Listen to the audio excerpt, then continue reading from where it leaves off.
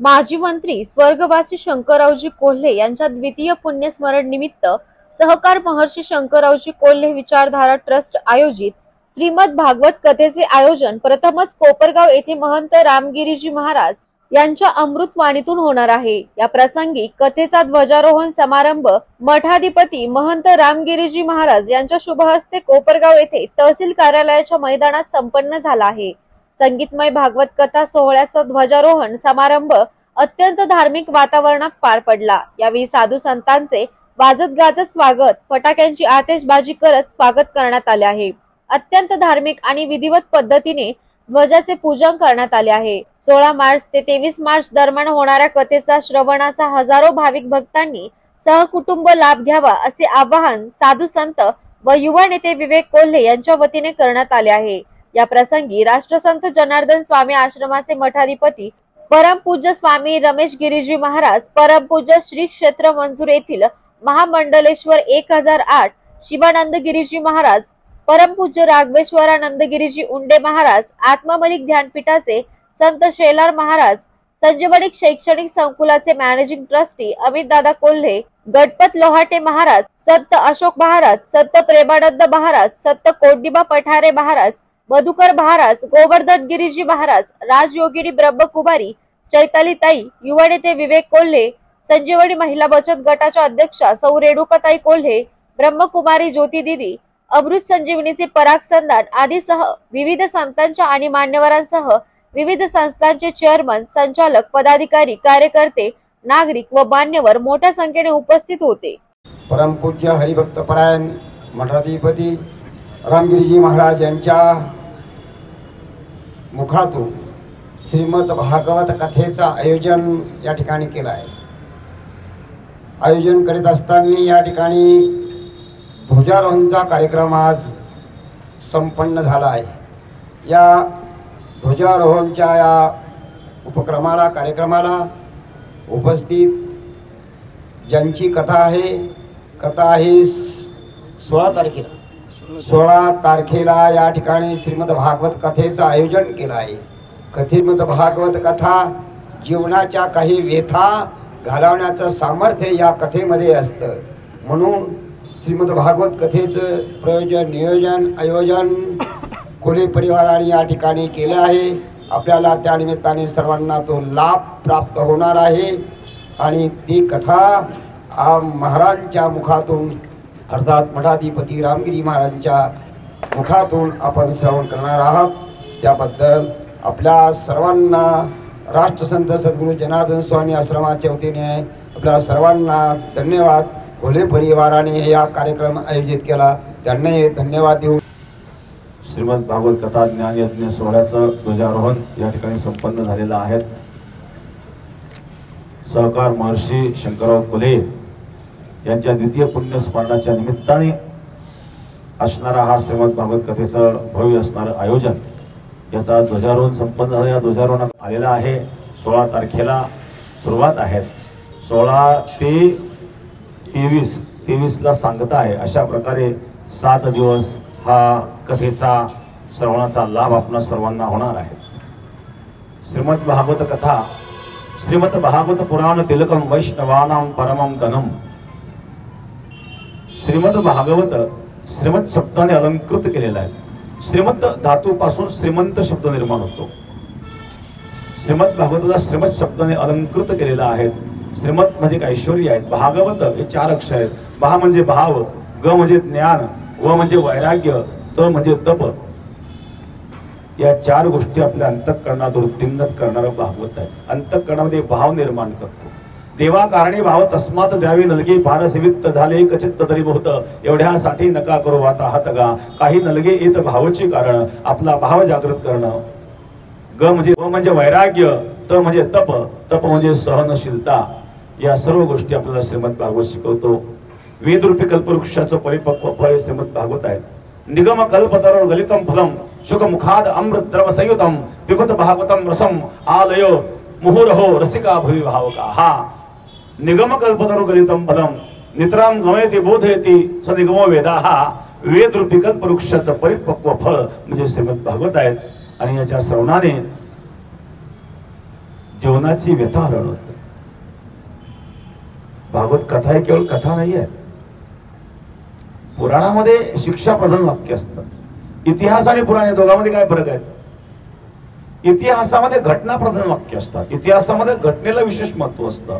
पुराणामध्ये घटनेला महत्व नाहीये. त्या घटनेतून आपण विचार काय घेतो त्याला महत्व असतं. पुरा अपि नवः इति पुराणः. पुरातन असूनही नित्य नूतनता ज्याच्यामध्ये आहे त्याला पुराण म्हणतो. हास म्हणजे हसणे. इतिहास म्हणजे काळाने उडवलेली हसी. इतिहास हे सांगतो आजपर्यंत सगळे होऊन गेले पण आता नाही आहेत. आजा मेला, पंजा मेला, बाप मसना गेला, देखत देखत नातू पंतू तोही तैसा झाला. इति म्हणजे शेवट. एवढा मोठा होता, एवढं कार्य केलं पण इति झाला आणि म्हणून ती इति मी पाहिली मग काळ ज्याला पाहून हसतो त्याला इतिहास म्हणतात. इतिहास म्हणजे काळाने उडवलेली हसी. कोणी किती मोठा असला तरी तो इतिहास जमा होणार आहे. आणि म्हणून इतिहासामध्ये घटना प्रधान वाक्य असतात. पुराणामध्ये शिक्षा प्रधान वाक्य असतात. पुराणामध्ये अशा अनेक कथा येतात की त्या कथेमध्ये साशंकता निर्माण होते. परंतु त्या ठिकाणी त्या कथेपाठीमागे कोणते विचार घ्यायचे? श्रीमद भागवत ही एक समाधी भाषा आहे. विद्यावंता भागवते परीक्षा. कोणी किती विद्वान असला तर तो सांगू शकत नाही 100% मला श्रीमद भागवत कळाला म्हणून. आयुष्य गेले, जन्मचे जन्म गेले तरी भागवत कळणार नाही.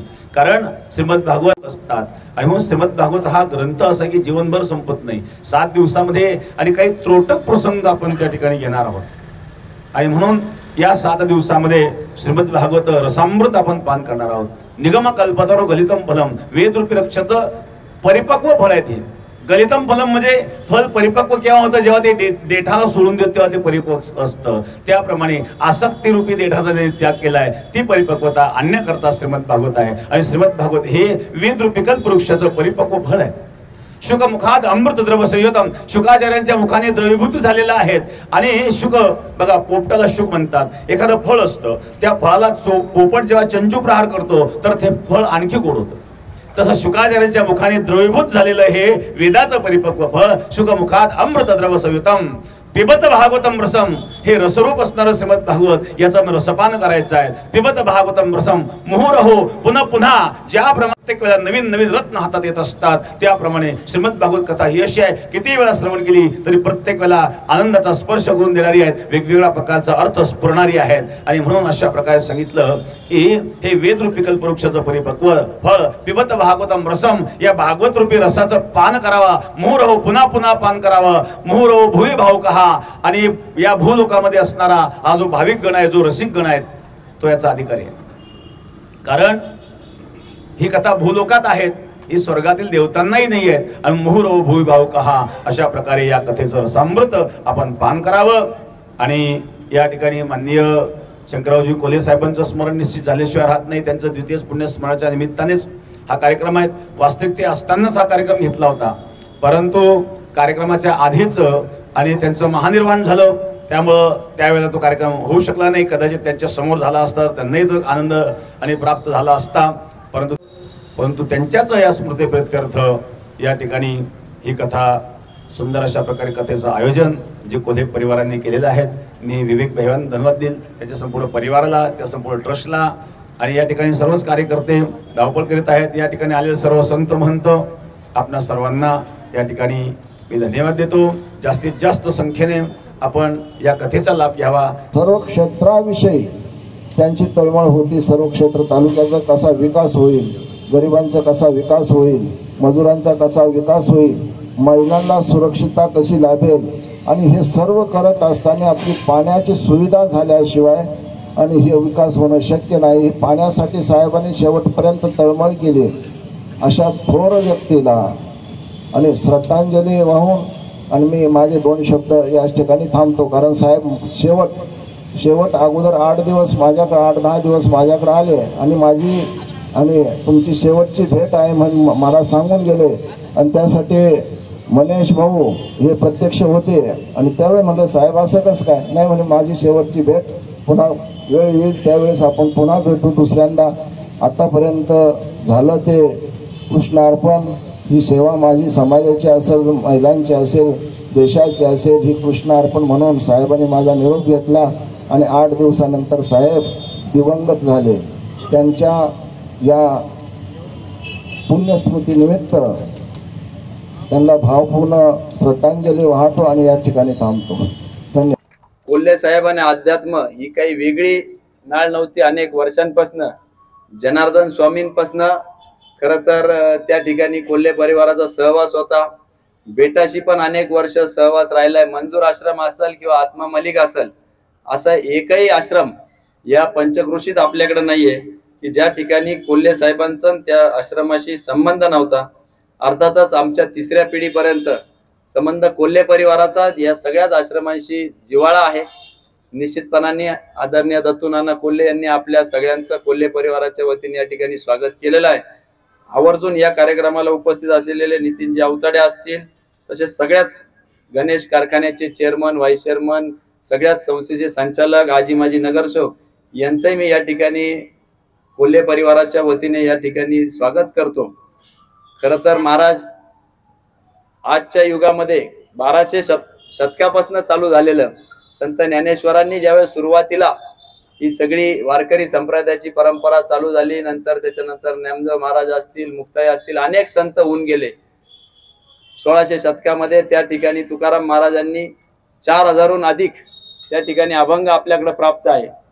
आणि मला ज्यावेळेस कळलं की कोल्हे साहेबांना एकदा पायाचं फ्रॅक्चर झालं म्हणून त्यांनी लोणावळ्या या ठिकाणी आराम करत असताना जवळपास सगळेच अभंग वाचून काढले आणि त्यातील 300 अभंग असे काढले की जे राजकीय दृष्ट्या, सामाजिक दृष्ट्या, पाणी, पर्यावरण याच्यावर उपयोगी ठरतील. आणि त्यानंतरच्या निवडणुकीत भाऊसाहेब तुम्ही आहे, कैलासमना तुम्ही आहे, अनेकदा साहेब त्या अभंगांची या ठिकाणी आपल्याला भाषणातून उल्लेख करायचे. अनेकांना वाटायचं साहेबांचा एवढा अभ्यास कसा, परंतु मुळातच आपण बघतो आध्यात्मिक दृष्टिकोन ठेवून कायमच कोल्हे साहेब या समाजात वावरले. परमपूज्य नारायणगिरीजी महाराजांबरोबर देखील त्यांचा कायम संवाद असायचा. शेवटच्या क्षणी जास्तीचा संवाद असायचा आणि साहेब म्हणायचे, तुम्ही जे उद्देशून सांगता ते आम्ही प्रत्यक्षात आणण्याचा प्रयत्न आमचा असतो. आणि म्हणून त्या ठिकाणी कोल्हे साहेब कायमच आध्यात्मिक याच्यातून राहिलेले आहेत. आणि आज देखील आम्ही त्याच उद्देशाने हा समाज उपयोगी उपक्रम कायमच कोल्हे परिवार घेत आलेला आहे. सर्वधर्मीय सामुदायिक विवाह सोहळा असेल किंवा कुठल्याही परिस्थितीमध्ये, समजा खिलारीला भूकंप झाला, गुजरातला झाला, की फक्त आपल्या मतदारसंघाचं न बघता आपल्या हातून जेवढं काही समाजकार्य होईल त्या पद्धतीने आपण या ठिकाणी समाजकार्य करायचा प्रयत्न करत असतो. ही देखील एक कोपरगावकरांसाठी पर्वणी आहे. परमपूज्य रामगिरीजी महाराजांची पहिल्यांदाच आपल्या या कोपरगाव नगरीमध्ये भागवत कथा होत आहे. हे आपल्या सगळ्या कोपरगावकरांचं हे भाग्य मी असं समजतो. आणि या निमित्ताने सगळ्यांना आवाहन करतो की आपण सगळ्या जणांनी 16 तारीख संध्याकाळी 7 ते 10 रोज असं 23 तारखेपर्यंत 7 दिवस ही भागवत कथा चालणार आहे. 23 तारखेला काल्याचं कीर्तन होणार आहे आणि त्यानंतर महाप्रसादाचं आयोजन याच ठिकाणी केलेलं आहे. मागं मोठ्या व्यासपीठाचं हे आजच्या पुरती आपण हे मंडप टाकलं होतं ध्वजारोहण कार्यक्रमानिमित्त. माझ्या मते जवळपास सगळ्याच 100हून अधिक गावातून सगळेच प्रतिनिधी आज या ठिकाणी आलेले आहे. ध्वजारोहण कार्यक्रम म्हणजे एक प्रतीक असतं की काही दिवसांनी या ठिकाणी सप्ताह होणार आहे. गावोगावी त्याची माहिती गेली पाहिजे.